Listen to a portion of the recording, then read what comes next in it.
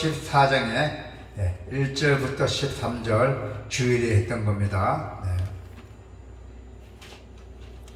오늘 수요 예배는 큐티입니다. 자, 요한계시록 일요일날 여러분 주일에 한번 했던 거죠. 자, 다 같이. 또 내가 보니 보라, 어린 양이 시온산에 섰고 그와 함께 14만 4천이 서 있는데 그들의 이마에는 어린 양의 이름과 그 아버지의 이름을 쓴 것이 있더라.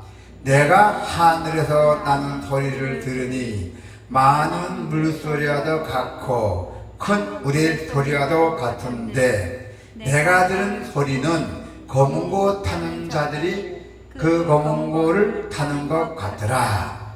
그들이 보호자 앞과 내 생물과 장로들 앞에서 새 노래를 부르니 땅에서 통명함을 받은 14만 4천 밖에는 능히 이 노래를 배울 자가 없더라.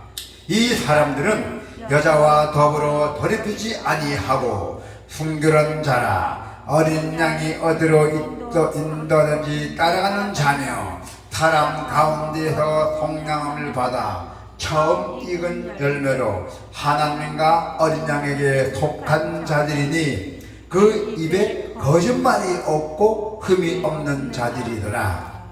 또 보니 다른 천사가 공중에 날아가는데 땅에 거주하는 자들 곧 모든 민족과 종족과 방언과 백성에게 전할 영원한 복음을 가졌더라.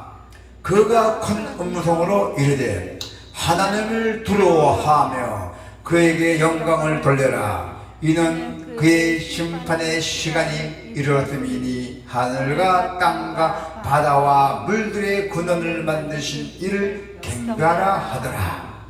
또 다른 천사 곧 둘째가 그 뒤를 따라 말하되 무너졌도다 무너졌도다 큰 성 바벨론이요 모든 나라에게 그의 음행으로 말미암아 진노의 포도주를 먹이던 자로다 하더라.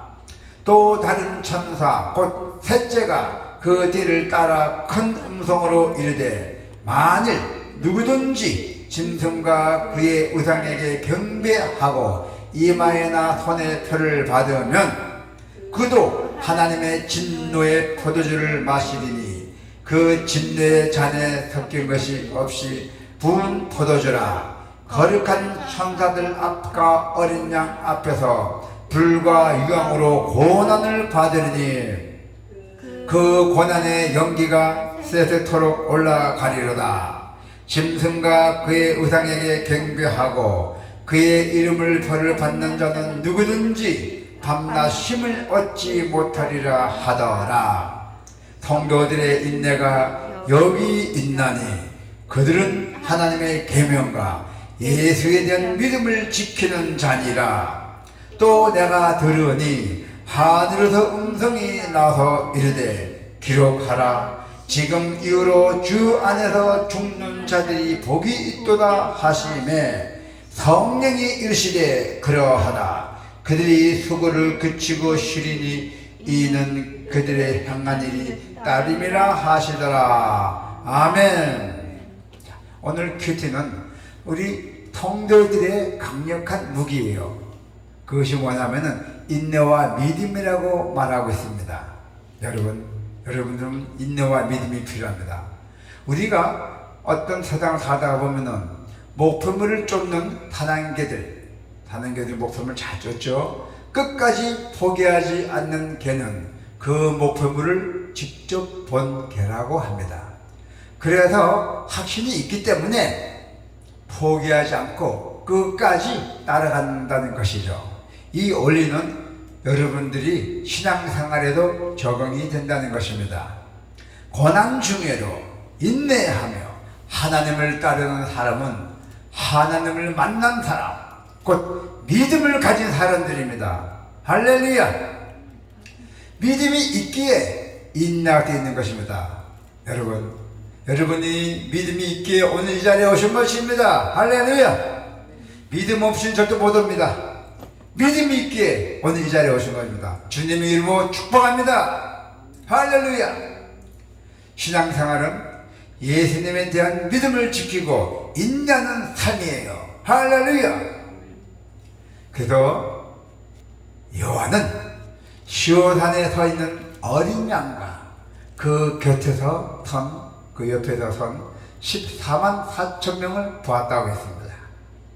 과연 이들은 세상의 유혹과 고난을 견디며 끝까지 주님을 곁을 떠나지 않는 자들을 상징하고 있습니다.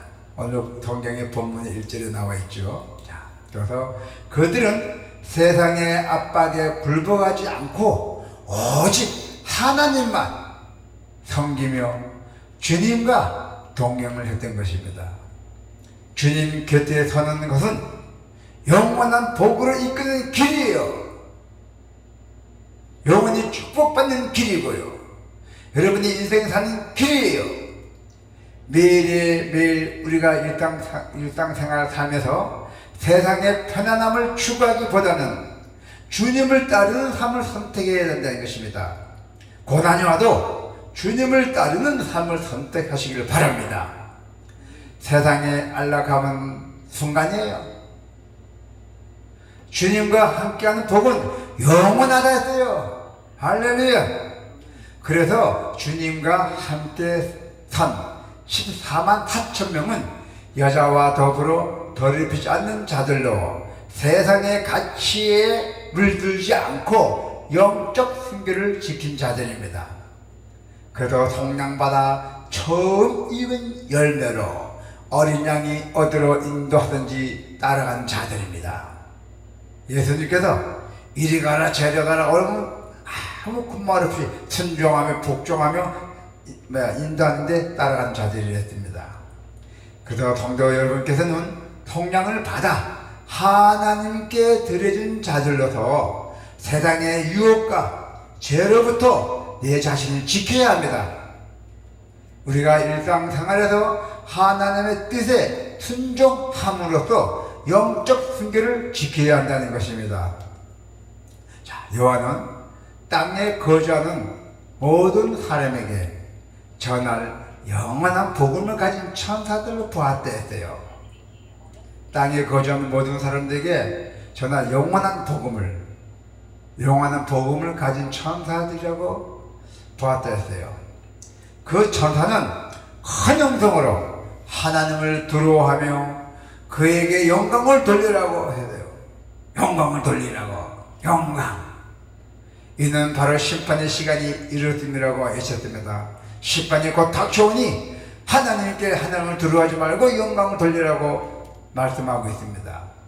복음은 그것을 받아들이는 자에게는 기쁜 소식이지만 거부하는 자에게는 심판의 근거가 된다는 것이죠. 그리하여 천사가 심판을 상기시킨 것은 바로 이 복음의 구원의 소식일 뿐만 아니라 심판의 경고임을 의미하고 있던 것입니다. 복음 전도는 모든 그리스도인에게 주어진 사명이에요. 복음 전도는 여러분들에게 주어진 사명입니다. 그러므로 우리는 인내하며 이 사명을 잘 감당해야 합니다. 그럴 때 하나님은 여러분들에게 복음의 열매를 허락하실 것입니다. 할렐루야. 두 번째 천사는 큰 성 바벨론이요 멸망을 선포합니다. 바벨론은 음행과 타락의 상징으로서 세상의 제약과 부패와 번제를 보여주는 모습입니다. 세 번째 천사는 짐승과 그의 우상에게 경배하고 이마에나 손에 벌을 받는 자는 하나님의 진노를 피할 수가 없고 천사들과 어린 양 앞에서 불과 유황으로 고통을 당할 것이라고 경고합니다. 그래서 죄와 음행이 당시에는 죽을지 모르지만 그 끝은 무서운 형벌이 온다는 것이죠.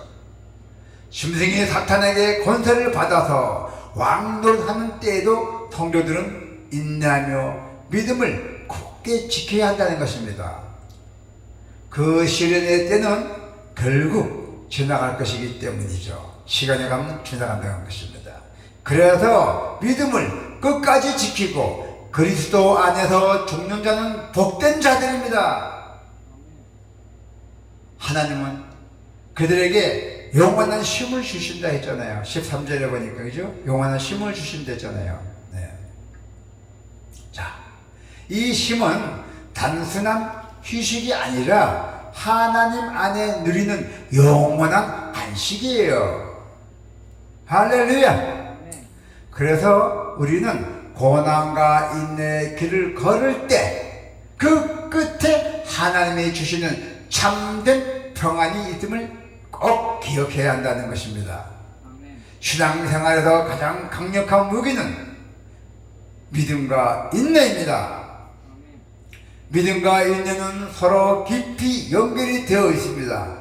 믿음이 있기에 인내할 수가 있고, 인내는 우리의 믿음을 증명합니다. 악한 마귀는 온갖 방법으로 교회와 성도들을 공격하지만은 성도는 그 속에서 하나님의 교회를 지키신다는 그 확고한 믿음을 가지고 인내해야 한다는 것이죠. 믿음으로 인내하는 자에게는 하나님께서 영원한 평안과 힘을 허락하신다고 말씀하셨습니다.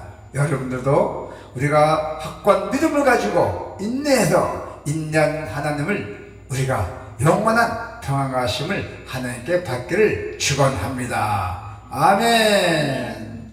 기도가